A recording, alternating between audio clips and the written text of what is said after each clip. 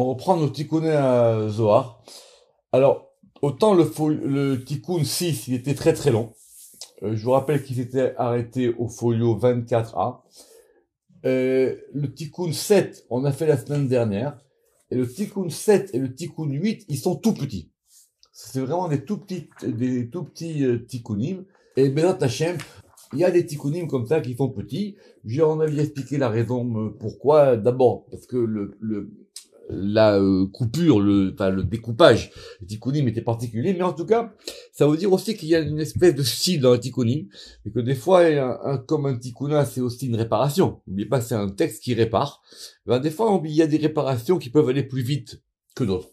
Évidemment, donc on a maintenant on va faire aujourd'hui, si Dieu veut, ce tikkuna 9, et qui, évidemment, comme tous les tikkunim, vont nous parler de ce mot de Bereshit. Alors, on reprend. Donc, rappelez-vous en plus que tous les tikkunim, ils sont liés, parce qu'à la fin du 8, on avait dit que, à Daoudirti, vous vous rappelez que Dieu, il avait dit aux forces de l'autre côté, pourquoi est-ce que vous opprimez Israël plus que ce qu'ils doivent être opprimés? Et Adaodirti, Veata Tishma Hashamaim, et toi maintenant tu vas écouter les cieux. Vous vous rappelez, c'était ça, c'était l'histoire de Yiré Bochet. C'était comme ça qu'on avait dit, qu'on avait découpé le mot de Bereshit en Yiré Bochet. Adaodirti, Veata Tishma Hashamaim, Vedayu, et ceci est, et on enchaîne. Donc les tikkunim, finalement, ils ont séparé en tikkunim, mais ils se lisent de façon continue. Mais à chaque fois, c'est un autre tikkuna. Comme si on reprenait maintenant une nouvelle réparation, mais qui est évidemment liée. Donc, Vedayu, et donc, on va enchaîner sur le tikkuna 9 aujourd'hui, Bezrat Hashem, et on est toujours en 24a. Alors, qu'est-ce qu'on va faire aujourd'hui? On prend Bereshit. Bereshit, alors, Shin Shamaim, Yera Shamaim. Alors, comment est-ce qu'on va maintenant faire notre composition ici? Donc évidemment, on a compris, c'est toujours le mot de Bereshit. Alors, on considère que le shit, alors, je reprends, on considère que le shin de Bereshit, il est donc l'initiale du mot Shamaim. D'accord. Maintenant, qu'est-ce qui nous reste comme lettre? Donc, on va prendre maintenant le Yud, le Resh et le Aleph pour faire Yera Shamaim. Donc, on n'a pas compté le Bet. D'accord? Donc, je reprends. On dit que le Shin, Bereshit, Shin, c'est Shamaim, les cieux. Yera, c'est la crainte des cieux. Bereshit, c'est le fait, quand on sait qu'il y a un créateur, quand on sait que le monde a été créé. Alors, effectivement, on a la crainte de ce que c'est que le créateur. Pour ne pas confondre la crainte et la peur, évidemment, tout ça, on l'a vu au début du Zohar dans Bereshit. Alors, maintenant, il nous manque le bet. Alors, Yera, bet dile, de iou roche bait, d'achile beveite, veda ou bereshit. Alors, autrement dit, on a pris les lettres de Bereshit. On a enlevé la lettre Shin pour former le mot Yira. Et maintenant, on prend les lettres restantes pour former le mot Bait, c'est-à-dire le mot Bet. Donc on a Bet Yira. Et donc, c'est pour dire ainsi, et pour désigner que c'est pas Beit, Bet Yud Tav, mais Bet Tav qui désigne la fille. Alors, Yira, Bait Dile. Cette crainte, elle a une maison, elle a une demeure. C'est quoi cette demeure de la crainte? C'est là où est-ce qu'elle habite. Évidemment, on parle ici de la crainte des cieux. Deiou, Roche Bait, parce que c'est la tête de la maison. D'Achille Bebeite. Ça veut dire aie peur de lui dans sa maison. Parce que le monde, c'est sa maison. C'est ça qu'on veut dire, Bet Reshit. Je reprends. Yera Shin Bet. Bait. Il faut que tu aies la crainte des cieux, parce que les cieux, c'est sa maison. Ou on peut dire d'une autre manière. Alors, on peut le lire de plusieurs manières. Yera Bait Dile. Il faut avoir crainte de sa maison à lui. Deiu Rosh Bait. Parce que lui, il est maintenant Bereshit, on fait Rosh. Donc, vous avez vu qu'on va maintenant jouer sur toutes les Bereshit. Deiu Rosh Bait, parce que c'est lui la tête de la maison. Dachil Leveite. Donc, comme le monde est sa maison, alors aie peur de lui, de que tu es chez lui, c'est sa maison à lui. Veda ou Bereshit, et c'est cela Bereshit. C'est-à-dire quoi? C'est quoi Bereshit? Bereshit, c'est le fait que il y a un Dieu. Il y a un Dieu et le monde est sa maison, si on peut dire ainsi ici. Et donc, il faut le craindre par rapport au fait que ce soit sa maison. Très bien. Alors, on peut réfléchir à ça, c'est des passages évidemment très profonds de Tikkun HaZohar. Mais, qu'est-ce qu'on a gagné ici? On a gagné Yera, Shamaim et Bait, ensemble. Vehu, Veiu, et lui. Qui c'est lui? Celui dont on parlait, sa mère même, de l'autre côté. Ou Memanan Dile, et ses préposés. Là, Dachilumine. Ils n'ont pas eu peur de lui. Tu crois qu'ils n'ont pas eu peur de lui? Ça veut dire, ils ont fait quelque chose, ils l'ont affronté, si on peut dire. Vecharivu beite. Et ils ont détruit sa maison. Bait Rishon ou Bait Sheni. Et la première maison et la deuxième maison, c'est-à-dire le premier temple et le deuxième temple. On va relire. Donc, ces forces extérieures, elles ont été jusqu'au fait de détruire la maison de Dieu. Et la maison de Dieu, c'est la première maison et la deuxième maison. Évidemment, parce que le bet, ça veut dire deux aussi. Alors, Uberinda, autrement dit, quelqu'un qui touche au temple, il touche à Massé Bereshit. On avait déjà dit ça la dernière fois, mais c'est une idée très intéressante. C'est-à-dire, c'est pas qu'il y a le monde et il y a un culte, c'est que le monde, il est lié au temple de Jérusalem. Le temple de Jérusalem, il est quelque part garant du bon fonctionnement de la création du monde. Alors, pour ce faire, on va prendre un verset. C'est un verset des remontrances d'Isaïe. Et on va le couper en deux. Ou Berinda. C'est pour ça que le prophète Isaïe l'a dit. Vechafra alevana. Diu nachash eset eshet zenonim. Ou busha chama diu geinam. Alors, très compliqué. Le verset, il dit, le prophète Isaïe, il a dit, et que la lune, elle sera confuse, vechafra alevana, ou boucha ahama, et le soleil, il aura honte. Comme ça, il parle le prophète Isaïe. Ça veut dire quoi? Ça veut dire ces deux aspects du masculin et du féminin. Ils sont aussi dans l'autre côté. Et eux, vous vous rappelez qu'on avait parlé la dernière fois de cette notion de la honte, eux, ils doivent maintenant avoir honte de ce qu'ils ont fait. Relisons. Ou Berinda, et à cause de ça, Vechafra alevana, la lune, elle sera confuse, donc c'est le degré masculin. Dei nachash, parce que elle est, la lune, le serpent. Et Shet Zenonim, et elle est une femme de prostitution. C'est quoi la femme de prostitution? Vous vous rappelez que c'est ce que Dieu, il a demandé au prophète. Alors, on va rentrer maintenant dans des choses un peu plus complexes. Pourquoi est-ce qu'ici le serpent, il est féminin? Dei nachash. Alors ça, c'est un Zohar au début, qui explique que le serpent, il est féminin par rapport à son cavalier. Le serpent, c'était la monture de sa mère même. Sa mère même, il a chevauché le serpent. C'est comme ça que dans le Zohar, c'est expliqué la faute de ce serpent. C'est que c'était lui comme un cheval. C'était le cheval de sa mère même. Et donc, comme lui, il est la cavale, comme lui, il est l'élément, on va dire, vecteur, il est considéré comme féminin. Ou Boucha Hama, et donc maintenant le soleil. Bien qu'ici le soleil, Hama, c'est au féminin, et qu'évidemment il y a un soleil au féminin et il y a un soleil au masculin. Le soleil au féminin, c'est Hama, et le soleil au masculin, c'est Shemesh. Et là, dit Igeinam, qui est le Geinam. Donc effectivement, tout se paye.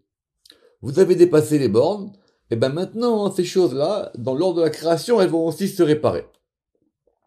Alors, on va expliquer qu'est-ce qui s'est passé. Des Nahash, parce que le serpent, qui est cette fameuse échelle d'Enunim, cette femme de prostitution, Charivat Beita de Shrinta, elle a détruit la maison de la Shrina. C'est-à-dire, la Shrina, elle étant Malchut, il y a un degré féminin qui s'en est pris à la Malchut. Et on revient toujours à la Shrina, dont je vous ai dit que c'était le leitmotiv des Tikkunim. Vechama de Geinam. Et le soleil, qui est le Geinam, lui, il est Samamavet. Lui, c'est un poison.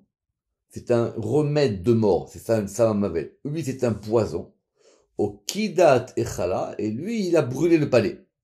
Évidemment, parce que le soleil brûle. Donc, il y a deux choses. Un par rapport au masculin et un par rapport au féminin. Donc, en regard de la Shrina, qui est Malchut, c'est lié à la lune, et en regard du féminin, qui est Tiferet, c'est le soleil.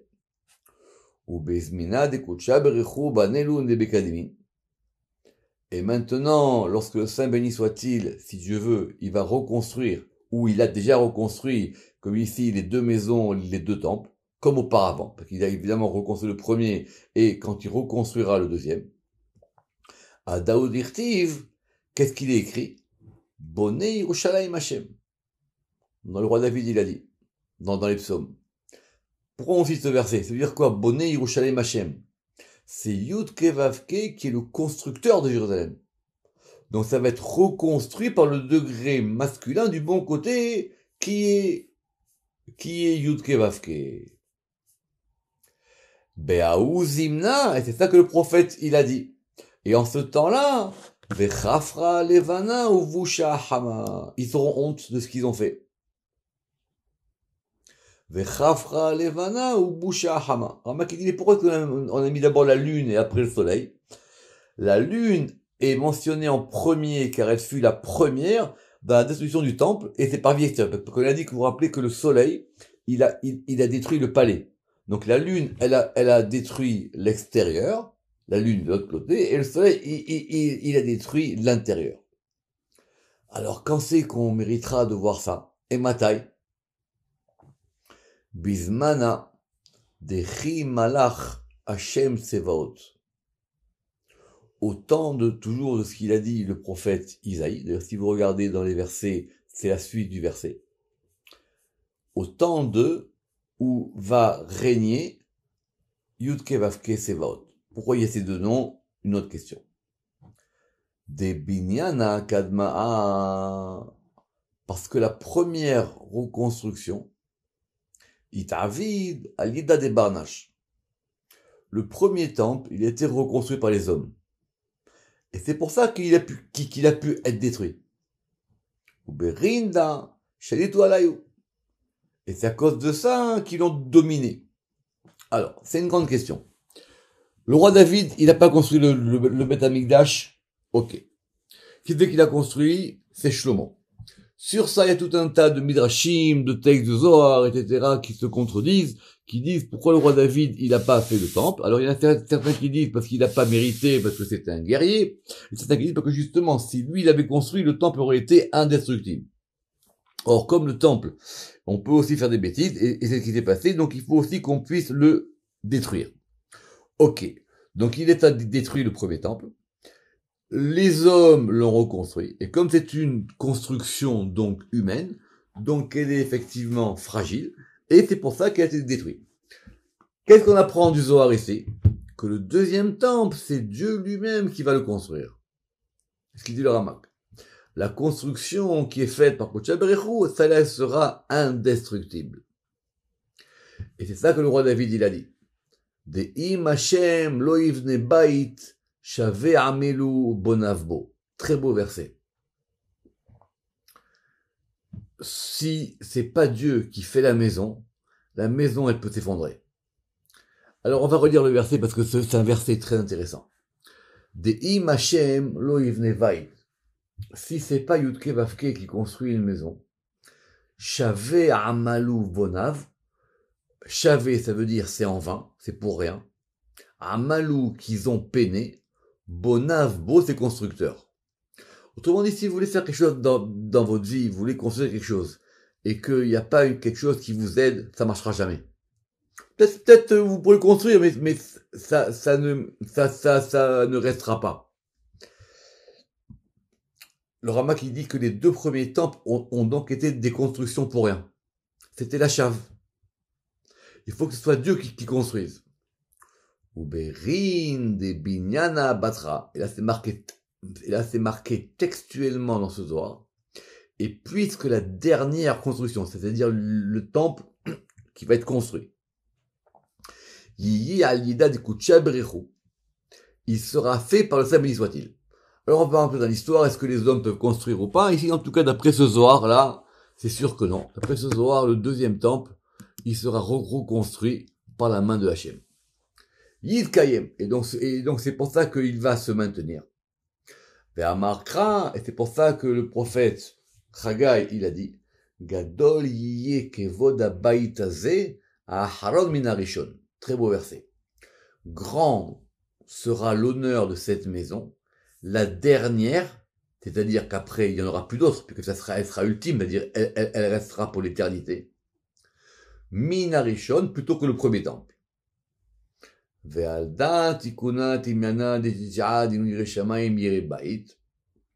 Alors,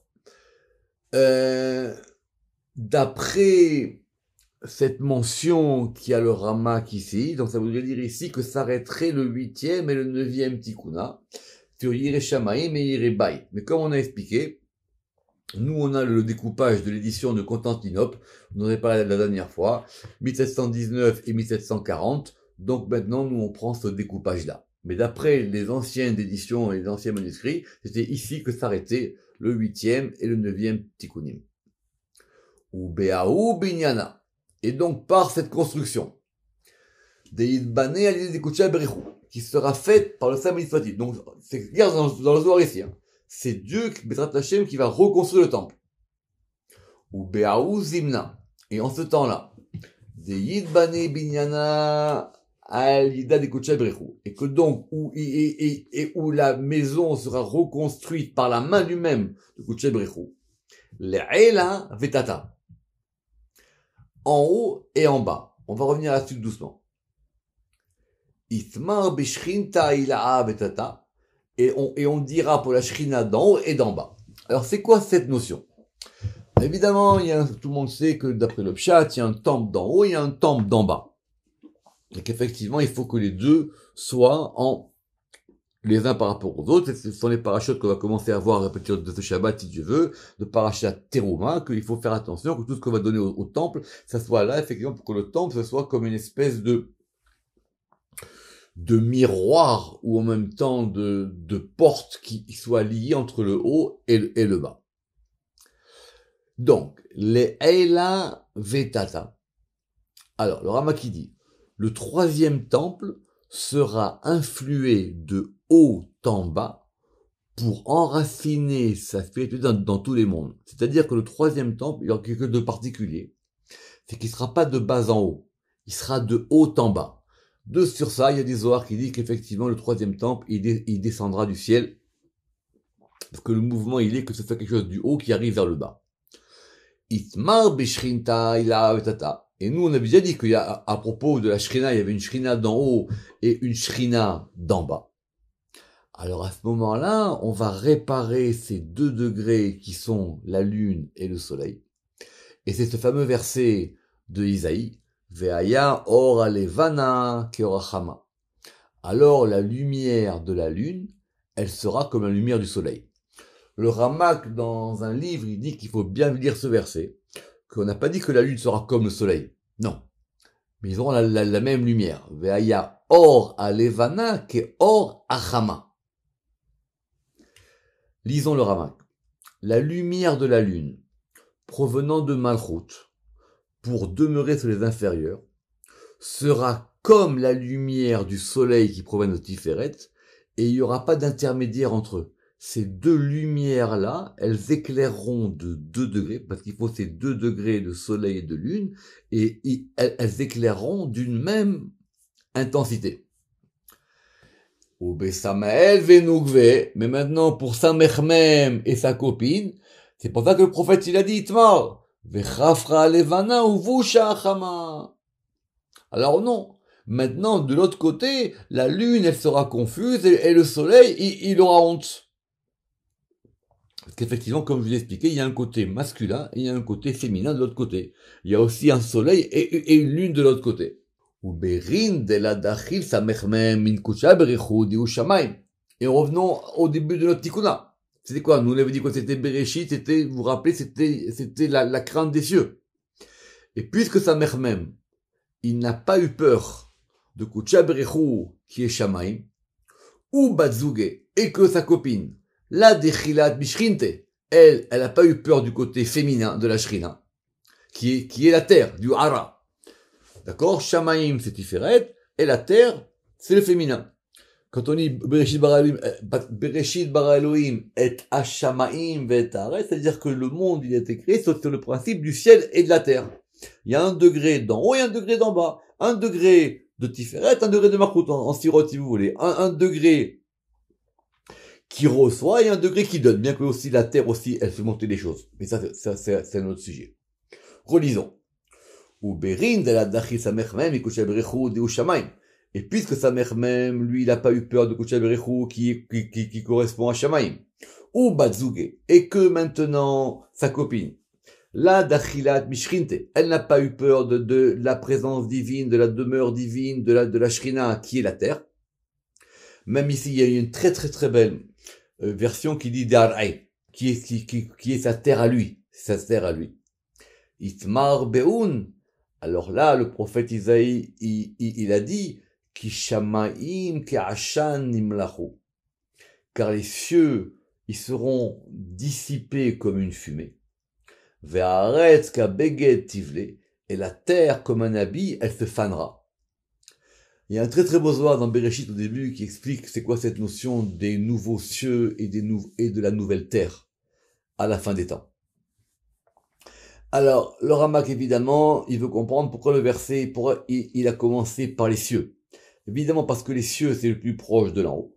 Et ensuite la terre qui sera en bas, elle aussi, elle sera complètement fanée, mais en même temps reconstruite, parce que c'est la terre qui va servir jusqu'à la notion de la résurrection des morts. On a terminé le 8e Tikkuna. Baruch Adonai Le'olam. Amen ve Amen.